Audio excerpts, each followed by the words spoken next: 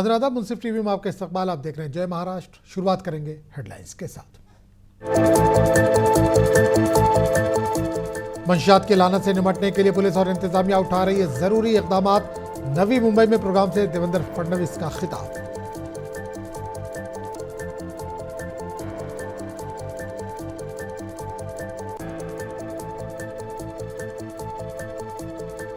Election commission हमेशा दबाव में काम करता है और ये बीजेपी का तौसीही बाजू है। शिवसेना यूबीटी के रुकने पार्लियामेंट संजय राउत का इल्जाम।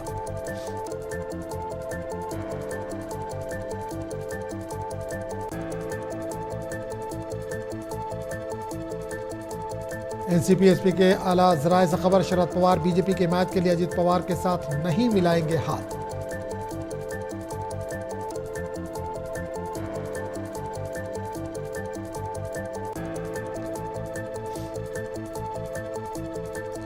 नांदेड़ में पासपोर्ट सुविधा केंद्र के अमले पर दरख्वास्त गुजारों को हिरासा करने का इल्जाम। लोगों को मुश्किलात का सामना।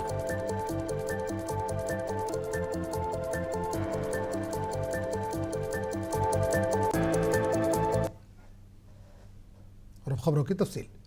चीफ मिनिस्टर देवेंद्र फडणवीस ने बुध को इंसदाद मंशियात बेदारी मुहिम के तहत मुनक़िदा मंशियात से पाक नवी मुंबई प्रोग्राम में शिरकत की। तकरीब में अदाकार जॉन अब्राहम ने भी शिरकत की। मंशियात के खात्मे के बारे में सीएम देवेंद्र फडणवीस ने कहा कि सोशल मीडिया को इन दिनों एक नई मार्केट के तौर पर देखा जा रहा है। जब हम मंशियात फरोशों के खिलाफ कार्रवाई करते हैं तो वो सोशल मीडिया और कुरियर सर्विसेज का इस्तेमाल करते हैं। मंशियात फरोश मुसलसल नित नए तरीके अपना रहे हैं, लेकिन पुलिस और रियासती इंतजामिया भी इनके खिलाफ सख्त कार्रवाई कर रही है।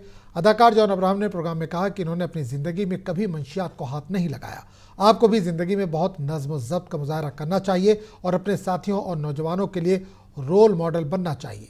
नवी मुंबई पुलिस कमिश्नर ने इस मौके पर कहा कि पुलिस ने मंशियात फरोशों को रोकने के लिए कुछ अहम फैसले किए हैं। अब केस की क़यादत एक खुसूसी टीम करेगी जो केस के हल में तेज़ी लाएगी और सज़ा की शरह में इजाफा करेगी।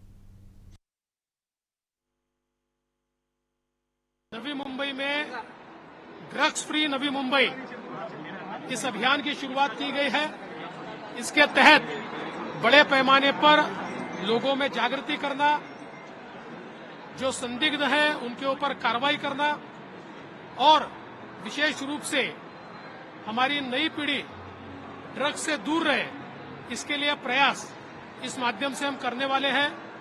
प्रधानमंत्री मोदी जी के नेतृत्व में पूरे देश में जो ड्रग्स के खिलाफ एक मुहिम चल रही है, उसमें महाराष्ट्र भी बड़े पैमाने पर सम्मिलित है और नवी मुंबई से ये जो कैंपेन हमने शुरू किया है, पूरे महाराष्ट्र में एक बड़ी लड़ाई ड्रग्स के खिलाफ हम लड़ने जा रहे हैं। ये ऐसा है कि सोशल मीडिया को भी एक नए मार्केट प्लेस के रूप में देखा जा रहा है और जब पेडलर्स के ऊपर कार्रवाई होती है तो सोशल मीडिया का उपयोग करके, कुरियर का उपयोग करके ड्रग डिलीवरी करने का प्रयास करते हैं। नई नई चीजें वो कर रहे हैं, लेकिन उसके खिलाफ हम लोग भी पुलिस प्रशासन और राज्य शासन सख्त। फिल्म अदाकार जॉन अब्राहम ने नवी मुंबई में एक प्रोग्राम में शिरकत के बाद मीडिया से बात की। इन्होंने नवी मुंबई को मंशा से पाक बनाने की पहल को काफी अच्छा कदम करार दिया। To congratulate our Police Commissioner Navi Mumbai, Mr. Milind Barambe, and Shri Devendra Fadnavis for gracing this occasion. और ये बहुत ही important initiative है हमारे महाराष्ट्र और नवी मुंबई के youth के लिए, and I think it's a great example to push forward to the entire country. आज से नवी मुंबई ने ड्रग्स के अगेंस्ट जीरो टॉलरेंस पॉलिसी के तहत एक बड़ा अभियान शुरू किया है, नशा मुक्त फॉरएवर नवी मुंबई। इसमें हम विविध कैंपेन्स लेने वाले हैं। अवेयरनेस कैंपेन्स है, उसके साथ साथ एक्शन के भी एक्टिविटीज हमारी रहने वाली है, जिसमें हम एक्चुअल जो पेडलर्स है इसके ऊपर कार्रवाई करेंगे।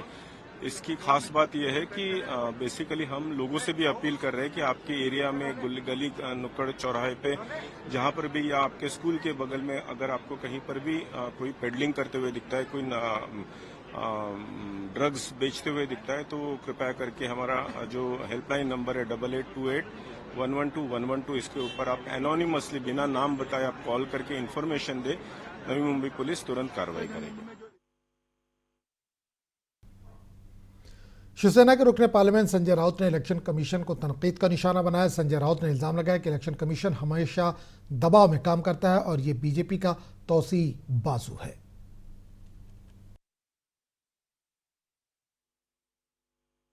टेम्परिंग जो है वो चुनाव आयोग में है। चुनाव आयोग की जो कार्य प्रणाली है उसमें टेम्परिंग है। टीएन शेषन के बाद इस देश को चुनाव आयोग नहीं मिला है। जो मिला है वो आधे अधूरे लोग रहे हमेशा, और हमेशा दबाव में काम करते रहे। इस देश का संविधान कहता है चुनाव आयोग निष्पक्ष रहे, निष्पक्ष काम करे, सभी को समान न्याय दे। लेकिन 10 साल में मैं ये नहीं देख पा रहा हूँ, और खास करके आज का चुनाव आयोग है वो ऐसे दबाव में है, लगता है कि ये भारतीय जनता पार्टी की एक्सटेंडेड ब्रांच है। देखिए दबाव डालेंगे, जेल में डालेंगे, झूठे मुकदमे डालेंगे, सब कुछ करेंगे, फिर भी ये उनकी हवस बढ़ रही है। अब उनको कितने विधायक चाहिए बीजेपी को, और कितने सांसद चाहिए? दिल्ली में अजीत पवार गढ़ के एक नेता को मंत्री बनना है तो उनको कहा गया है आपके पास एक ही सांसद है, तो जो नियम बना है मंत्री बनाने का केंद्र में वो आपको लागू होगा, आप मंत्री नहीं बनेंगे।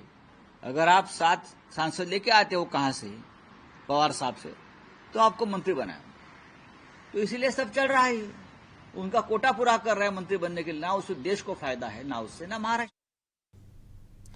एनसीपी शरद पवार धड़े के लीडर एमएलए रोहित दादा पवार ने कहा कि एनसीपी अजित पवार के रियासती सदर सुनील तटकरे और शरद पवार धड़े के अरकान पार्लियामेंट से राब्ता कायम करने की कोशिश कर रहे हैं। शरद पवार के भतीजे रोहित पवार ने मीडिया से बात करते हुए कहा कि अगर एनसीपी को दोनों पार्टियों का इंतजाम होता है तो इसका फैसला शरद पवार और अजित पवार करेंगे।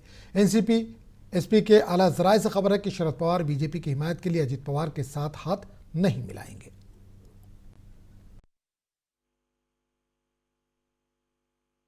देखो, तटकरे साहब फोन पे भी संपर्क कर सकते हैं, खुद वो खासदार है। जब पार्लियामेंट चल रही थी तब शायद उन्होंने बहुत सारे खासदारों को संपर्क किया था, ऐसे हमको पता चल रहा है। लेकिन संपर्क तो वो कर सकते हैं, रिस्पांस उनको नहीं मिला, वो बड़ी बात है।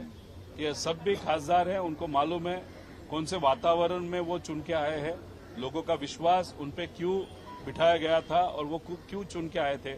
इसलिए अगर आप देखें तो खासदार सब पवार साहब के साथ है। कांटेक्ट हुआ नहीं हुआ वो तो खासदार ही बता सकते हैं। देखो, अजित दादा की बात करें तो अजित दादा जो भी है वो सीधा वहां पे बात करते हैं, डायरेक्टली वहां पे बात करते हैं। लेकिन आज अगर आप देखो तो उनके पास फाइनेंस मिनिस्टरशिप है और राज्य सरकार का जो भी बैलेंस शीट है वो बहुत ट्रबल में, अड़चन में है, और उसके कारण वो शायद बिजी रहेंगे। लेकिन उन्होंने इस बारे में कोई भी स्टेटमेंट वहां पे दिया नहीं। अभी स्टेटमेंट कौन दे रहा है? तो तटकरे साहब दे रहे हैं। तो अभी हमारा लोगों का ऐसा कहना है कि वो जो पक्ष है उसके प्रमुख अजित दादा है। महाराष्ट्र के वजीर उदय सामंत ने कहा कि मराठी को क्लासिकी जबान का दर्जा देने के महीनों बाद मरकजी हुकूमत ने इस सिलसिले में एक सरकारी नोटिफिकेशन जारी किया है। अगरचे मरकजी काबीना ने गुज़िश्ता साल 3 अक्टूबर को आसामी, बंगाली, पाली के साथ साथ मराठी को भी क्लासिकी जबान का दर्जा दिया था, लेकिन इस हवाले से बाज़ाब्ता नोटिफिकेशन जारी नहीं किया गया था। उदय सामंत ने नई दिल्ली में मरकजी वजीर सकाफत गजेंद्र सिंह शेखावत से इस ज़िम्न में मुलाकात की। मराठी को हिंदुस्तान की क्लासिकी जबानों की फहरिस्त में शामिल करने का मुतालबा 11 साल से ज़ेर इल्तवा था। मला असं वाटतं की आजचा दिवस महाराष्ट्रासाठी अतिशय महत्त्वाचा दिवस आहे।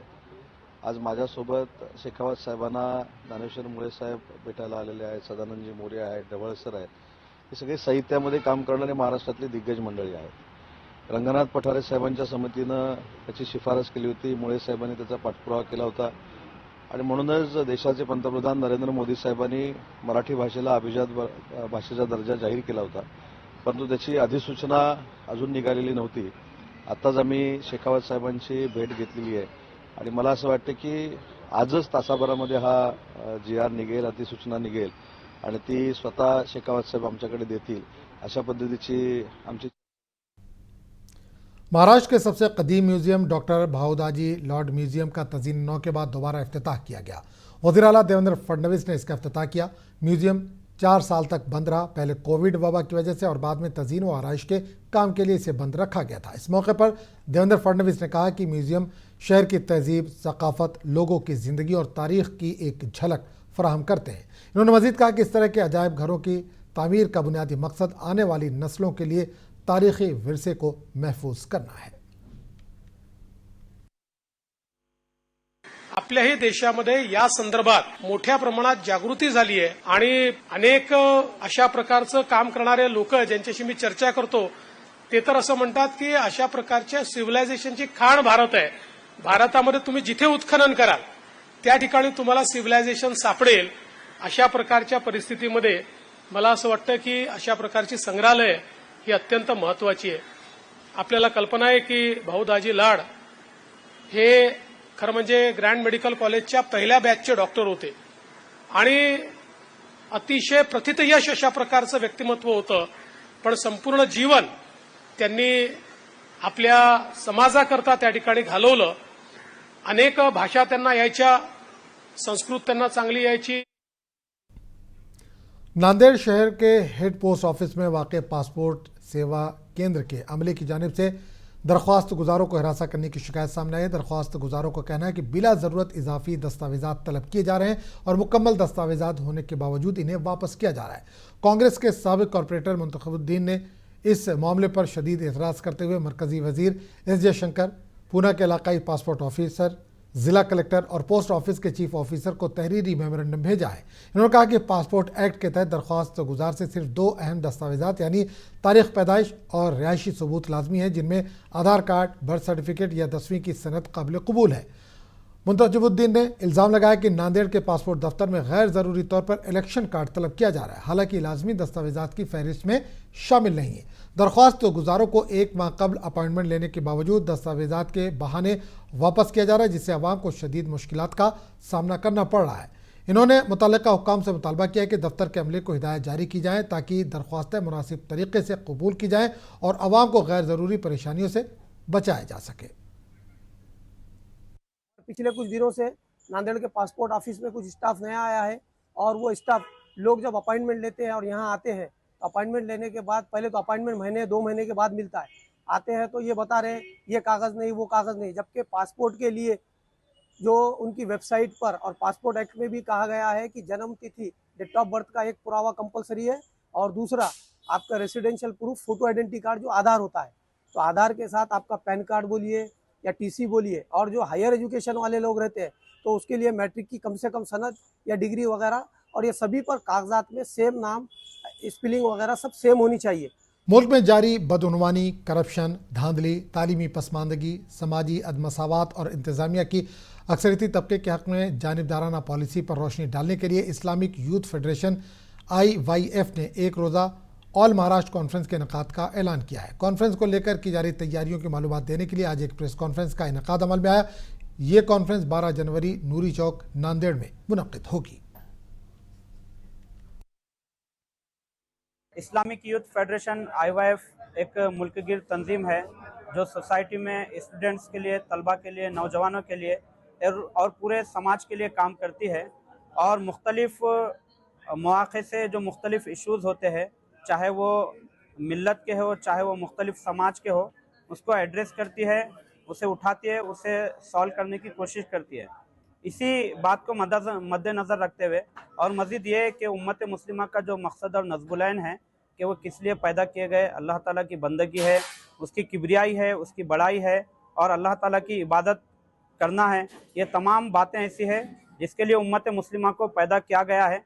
मज़ीद ये कि न सिर्फ उम्मत मुस्लिमा अल्लाह ताला की इबादत करे बल्कि दिगर अक़वाम तक, दिगर लोगों तक, दूसरे समाज तक अल्लाह और उसके रसूल के मैसेज को, पैगाम को पहुंचाए. ये हमारा. महाराष्ट्र बीजेपी के सचिव चंद्रशेखर ने कहा कि अगर बीजेपी प्रणब मुखर्जी की यादगार के लिए जगह मुख्तस करती है तो कांग्रेस को इस पर कोई एतराज़ नहीं होना चाहिए. गौरतलब है कि मरकज़ की बीजेपी हुकूमत ने साबिक़ सदर जमहूरिया प्रणब मुखर्जी की यादगार के लिए जगह मुख्तस की है, लेकिन कांग्रेस ने तनकीद करते हुए कहा कि बीजेपी ऐसा सिर्फ इसलिए कर रही है कि प्रणब मुखर्जी का संघ से गहरा रिश्ता है. मीडिया से बात करते हुए चंद्रशेखर ने कहा कि अगर बीजेपी कांग्रेस के सीनियर लीडरों की तारीफ कर रही है तो कांग्रेस को इस पर एतराज़ क्यों है.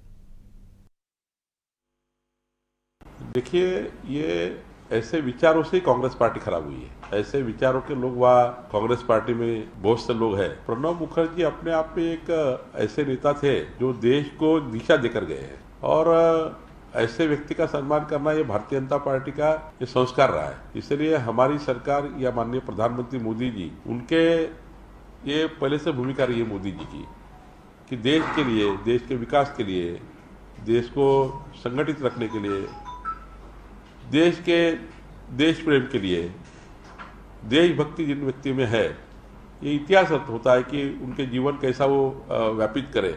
ऐसे जीवन व्यापित करने वाले व्यक्ति को अगर सम्मान मिलता है तो कांग्रेस पार्टी को मुझे लगता है कोई आपत्ति नहीं होनी चाहिए। शिवसेना यूबीटी के तर्जुमान आनंद दुबे ने वन नेशन वन इलेक्शन पर तबसरा करते हुए कहा कि इलेक्शन कमीशन महानगर पालिका के इलेक्शन कराने में नाकाम है। इन्होंने कहा कि वन नेशन वन इलेक्शन पर मुल्क के अवाम को एतमाद में लेना चाहिए।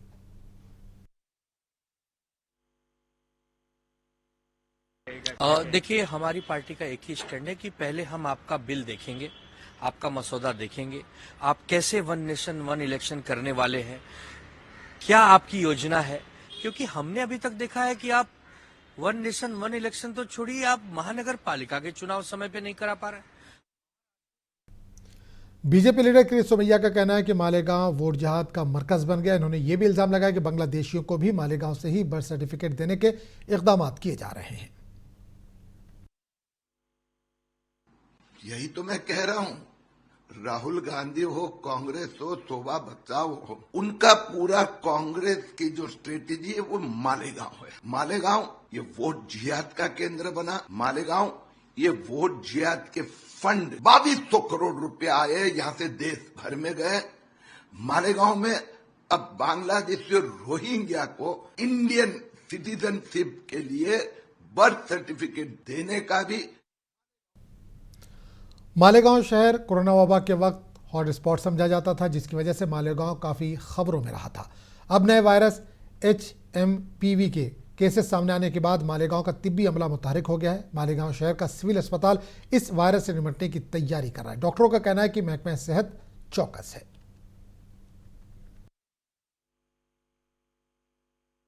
ऐसे मरीज है क्या? अभी जो ह्यूमन मेटानिमो वायरस जो केसेस चीन में बढ़े हैं, वैसी परिस्थिति अपने मालेगांव में और महाराष्ट्र में भी नहीं है। लेकिन अगर वैसी कुछ परिस्थिति आती है तो हमारे मालेगांव सामान्य रुग्णालय में उसकी पूरी तैयारी हम कर चुके हैं। हमने यहाँ पे 10 बेड का ICU तैयार किया है। हमारे पास अगर पेशेंट बढ़ते हैं, अभी तो वैसी कुछ भी परिस्थिति नहीं है। अकोला में कमर फाउंडेशन और गोदावरी फाउंडेशन ने जलगांव के ज़ेर तमाम मुनक़िदा एक हेल्थ कैंप में बालापुर पातोर असेंबली हल्के के रुकन असेंबली नितिन देशमुख ने खुसूसी तौर पर शिरकत की। इस मौके पर देशमुख ने हाजी सैयद कमरुद्दीन के ज़ेर इंतज़ाम स्कूल को कंप्यूटर सेंटर के लिए 5 लाख रुपए देने का भी ऐलान किया।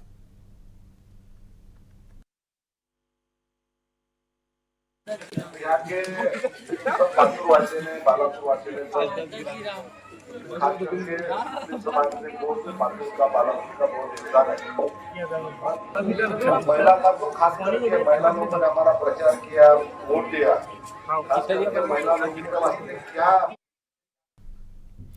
पिंपरी चिंचवाड़ म्यूनसिपल कॉरपोरेशन की एक टीम ने वाकाड़ा और डांगे चौक इलाके में इंसदादे तजावुजात मुहिम चलाई। इस मौके पर कई गैर मजाज तामीरात को मुनहदम कर दिया गया।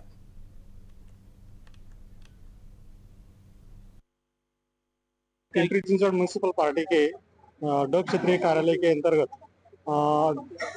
वाकड़ गांवठान दत्त मंदिर रोड पर अतिक्रमण का कार्रवाई चालू है। वहाँ पे जो इनलीगल कंस्ट्रक्शन है वो सब निकाल रहे हैं। दोनों साइड से कार्रवाई चालू है। सोमवार से ये चालू हुआ है निकालने का काम। इससे पहले हमने रिक्सर सभी कंस्ट्रक्शन वालों को नोटिस दिया था। और मुंबई में शिवसेना ठाकरे ग्रुप के पार्टी कारकुनान ने Churchgate Starbucks cafe board पर स्याह रंग छिड़क दिया। शिवसेना के लीडर संतोष शिंदे ने कहा कि जो दुकानें और होटल्स हैं वहां बोर्ड मराठी में होना चाहिए। इसकी खिलाफ वर्जी पर शिवसेना यूबीटी ने ऐसा किया है कि महाराष्ट्र में और मुंबई में जो दुकानें हैं या कॉफी शॉप है या होटल्स है, इस जगह पे मराठी में बोर्ड चाहिए, ऐसा कायदा है। और ये कायदा शिवसेना उद्धव बाळासाहेब ठाकरे पार्टी ने लाया हुआ है। इसको सुप्रीम कोर्ट में भी चैलेंज किया गया था। 40 तालुके के पिंपल गांव में एक खेत मजदूर के घर चोरी करने वाले 2 अफराद को 40 देही पुलिस ने हिरासत में ले लिया। गिरफ्तार शुदा अफराद के कब्जे से चोरी किए गए 1,20,000 रुपये में से 1,13,000 रुपये बरामद कर लिए गए हैं।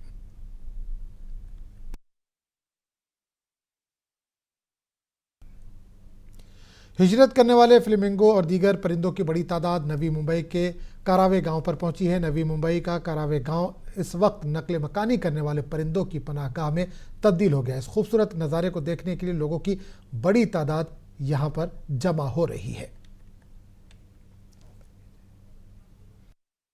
आप देखिए ये रिपोर्ट, हमें दीजिए इजाजत। आदाब।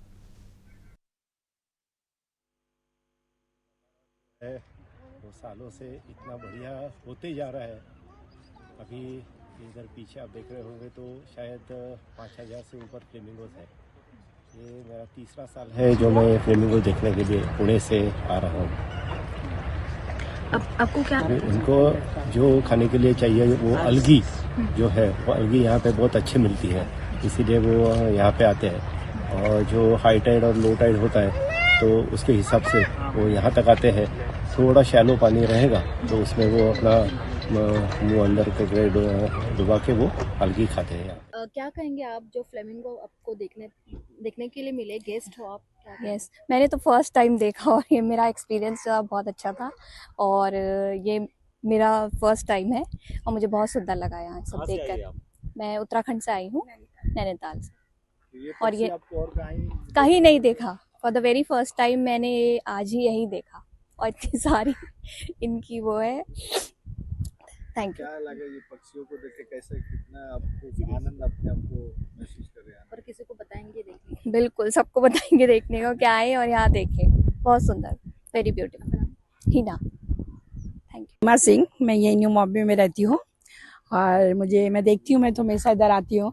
मेरे गेस्ट आए तो मैं सोची चलो इन्हें भी दिखा दे। बहुत अच्छा लग रहा है और ये साल में एक बार ही आती हैं तो वो भी एक रीज़न है कि इनसे एक मिलना। ये भी हमारे गेस्ट हैं जो इंडिया में आ रहे हैं और अच्छा लगा। Okay, thank you. Ma'am, Navi Mumbai में फ्लेमिंगो आने लगे हैं, आप देखने के लिए आए हो, कैसा लग रहा है? मैं हमेशा आती हूँ यहाँ पे और मुझे फ्लेमिंगोज पसंद है, तो लाइक एवरी ईयर मुझे पसंद है आना यहाँ पे और अच्छा लगता है।